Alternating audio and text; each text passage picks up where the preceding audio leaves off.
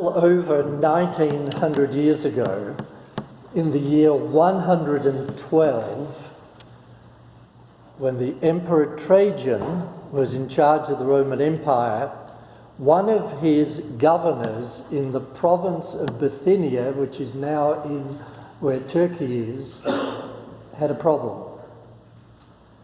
And his problem was that some people had brought some Christians to him and wanted him to execute them. And so he wrote to the emperor and said, I don't really know what to do with them. Is Christianity a crime? What have they done? I haven't really been able to find out that they do anything wrong. And he said, what I did do is I asked various people who had been Christians or who were Christians or other people about them to find out what they were doing. And what I learnt was this, that on a Sunday morning they would come together and they would eat some food. Ordinary food, harmless food, bread and wine. They would also take an oath, but not an oath to commit a crime, but an oath to do good and to love other people. But the thing that fascinated the governor, whose name was Pliny most, is that they came together to sing a hymn, to sing a song, to sing a hymn as if to a god, he said, writing to the emperor. Oh, I wish I knew what that hymn was. It may have been a hymn such as is embedded in Paul's letter to the Philippians, chapter 2. Do you remember that hymn when it talks about Christ, who, although he was in the form of God, didn't consider that to be something to be clutched and to hold on to, but who emptied himself and took on the form of a servant, ultimately even to take on the role of going to the cross. And the rest of that hymn says, therefore God has highly exalted him to give him a name that is above all names, and that at the name of Jesus every knee should bow. Can you hear an echo of what my wonderful wife, the Reverend Dr. Kay Northcutt, formerly Professor of Preaching and Worship at Phillips Theological Seminary, said? And that is that hymns serve the function of giving one's identity in the midst of community.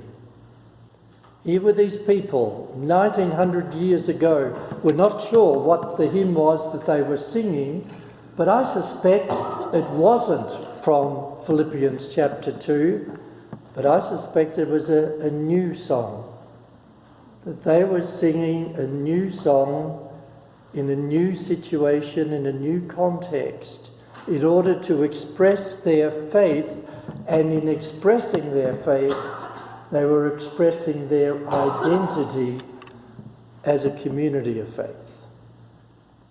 And whenever we sing a song, whenever we come together on a Sunday morning to eat ordinary bread and drink ordinary wine, that is actually extraordinary because it is touched by the presence of God, then we too feel that presence of God as a community. And as Kay said, it isn't just between us and God as individuals. Singing a hymn and sharing our faith is personal, but it is not individual. It is communal. We come together as a community of faith in order to jointly and communally express our faith, to identify what our mission is, and to thank God for being in our midst. Now, sometimes that is difficult. We want to hang on to old hymns and old songs, and we feel that if we don't use those, then we're not expressing that faith. But we do, because you see, things never stay the same. The root of our faith stays the same, but the context in which that faith is expressed differs. Our congregation is different from that small congregation in Bithynia almost 2,000 years ago, as it is different in every part of the world at every different time. Do you remember Psalm 137, which says, "By the waters of Babylon we sat and we wept and we cried and we hung up our harps, because how shall we sing the Lord's song in a strange land?"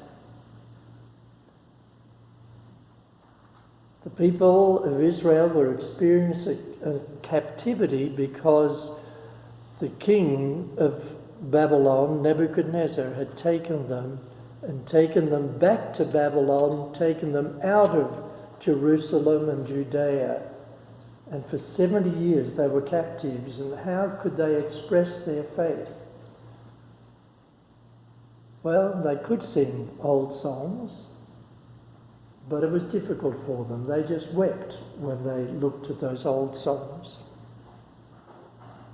And strangely and paradoxically, the unknown psalmist who wrote that psalm about how could they possibly sing the Lord's song in a strange and foreign land was composing a new song that then became part of the book of Psalms, and it became part of their hymnal, and it's part of our hymnal.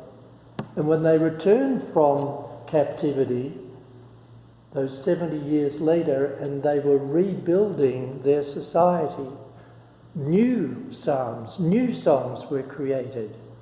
And one of those is Psalm 127. And I want you to imagine these pilgrims starting in little villages and places and walking, and more of them join each other, and you have a whole throng. And as they're walking along, they see somebody now, after 70 years, rebuilding a house. And somebody calls out and sings, "Unless the Lord builds the house, they labour in vain that build it." And they get a little closer to Jerusalem, and the old walls that have been fallen down are being rebuilt. And somebody else calls out, "Unless the Lord watches the city, the person who watches in vain." Identity, community, and creativity. As we experience faith in new ways, in new contexts, we have to create our new songs and our new hymns. Sometimes we can foul it up. When I was a youth minister a long time ago, I had learned to play the guitar, and the House of the Rising Sun was popular. And so I got this interesting idea, because somebody told me that you could sing Psalm 23 to the House of the Rising Sun. Think about it. "The Lord's my shepherd, I'll not want," etc. And the kids loved it. And when we performed it in church, the congregation was scandalised. Because I hadn't thought through that this song was talking about some disreputable place that maybe wasn't a good idea to link with a psalm or a hymn. And so I'm also glad that Kay told us to choose carefully what new hymns, what new songs you're going to sing that express your spirituality, that express your theology. But what's good about it is that when you're brave enough to sing a new song, there is also a new vitality within your worship that allows you to be a participant rather than an observer. So, sing a new song to the Lord. Amen.